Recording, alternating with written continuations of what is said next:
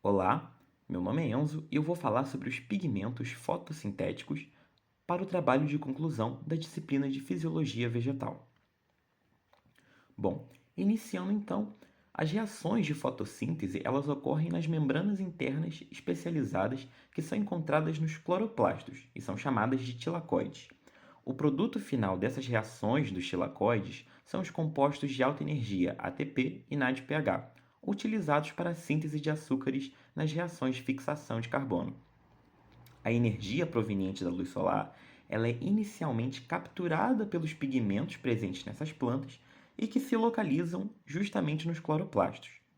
Um espectro de absorção é uma representação que fornece informações sobre a quantidade de energia luminosa que uma molécula ou substância captura ou absorve em relação a seu comprimento de onda da luz. A maioria desses pigmentos é, desempenha um papel de um complexo de antena, cuja função é coletar a luz e transferir a energia para o complexo dos centros de reação, onde ocorrem as reações fotoquímicas da fotossíntese. A clorofila A, por exemplo, ela absorve preferencialmente a luz nas regiões azul e vermelha.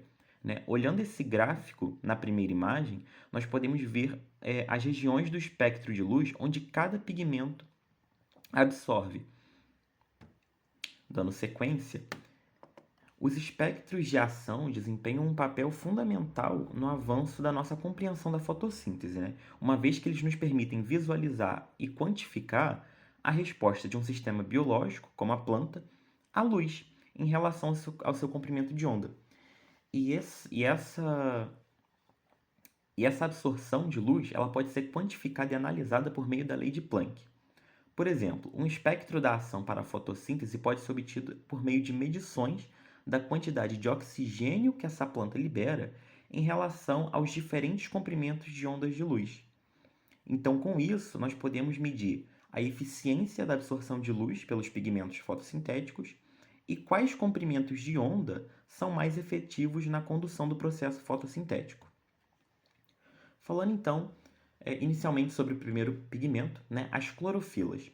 Entre os diversos pigmentos encontrados nos cloroplastos, as clorofilas são consideradas os pigmentos característicos dos organismos fotossintetizantes. Nas plantas verdes, as clorofilas A e B são mais comuns, já as clorofilas C, D e F elas são encontradas em alguns organismos protistas e cianobactérias. Ainda assim, a clorofila A ela é mais predominantemente distribuída entre os grupos de organismos fotossintetizantes. Em sequência, os carotenoides, que são pigmentos lipossolúveis que pertencem à classe dos compostos conhecidos como terpenoides. São um grupo de compostos químicos naturais amplamente distribuídos na natureza. Os carotenoides são encontrados em todos os organismos que realizam fotossíntese de forma natural. Eles fazem parte das membranas dos tilacoides e estão intimamente ligados às proteínas que compõem o sistema fotossintético. Como podemos observar nas imagens abaixo, eles estão especialmente distribuídos em frutas, vegetais e folhas de cores intensas, como cenouras, tomates, laranjas, e são caracterizados, né, pela cor amarela, laranja ou vermelha.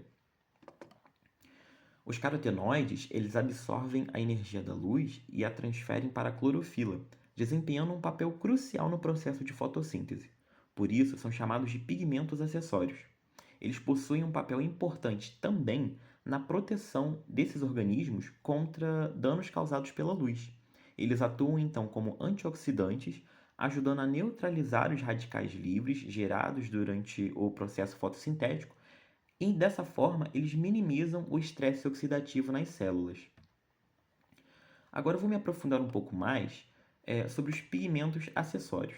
Os pigmentos acessórios, como os carotenoides ou as antocianinas, complementam a ação da clorofila na absorção de luz, uma vez que eles captam a energia de comprimentos de ondas diferentes daqueles absorvidos pela clorofila, que, como eu disse, a clorofila atua principalmente na absorção da luz nas regiões de vermelho ou azul. Então, dessa forma, há uma ampliação do espectro de luz que pode ser utilizado na fotossíntese. Essa energia capturada pelos carotenoides e outros pigmentos é então transferido para a clorofila, impulsionando o processo fotossintético. Na imagem abaixo, por exemplo, nós vemos um exemplo de um pigmento acessório, que é a antocianina, que é responsável por essa cor arroxeada, né, como no repolho roxo, no mirtilo, na berinjela. Agora, vamos para um experimento prático que tem como objetivo extrair os diferentes pigmentos presentes na folha. Então, como objetivo, estabelecemos observar os pigmentos fotossintéticos presentes na principal estrutura de captação de luz da planta, né, que é a folha, e com isso espera-se que haja uma sobreposição da clorofila diante dos outros pigmentos presentes. Então foram selecionadas essas 3 folhas na primeira imagem, né, com diferentes pigmentos visíveis, e para o experimento foi utilizado álcool 70% para a extração do pigmento, folhas com pigmentos diferentes, papel filtro para fazer a absorção desse álcool juntamente ao pigmento e facilitar a visualização do resultado, e recipientes. Inicialmente, então, as folhas foram cortadas nos respectivos recipientes para que houvesse a extração do pigmento.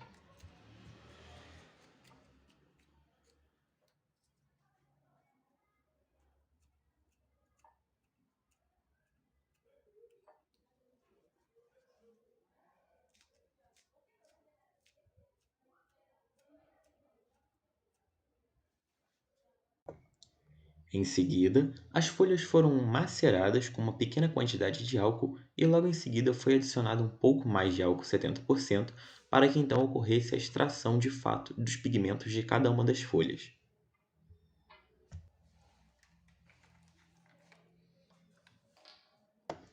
Por fim, com o passar de 3 horas após a colocação do álcool 70% para extração, foi colocado o papel filtro e após a secagem houve análise de resultados.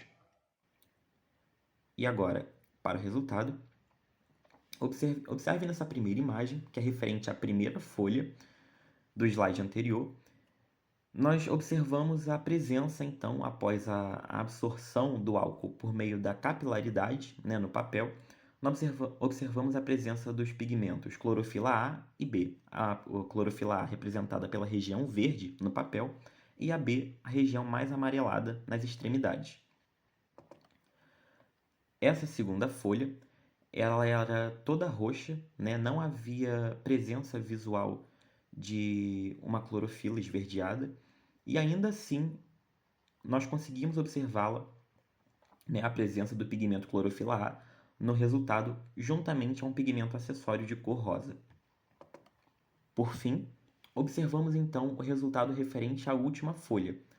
No papel filtro também observamos a presença da clorofila A na região esverdeada, mesmo que não tenha ocorrido uma absorção tão significativa do pigmento nesse recipiente.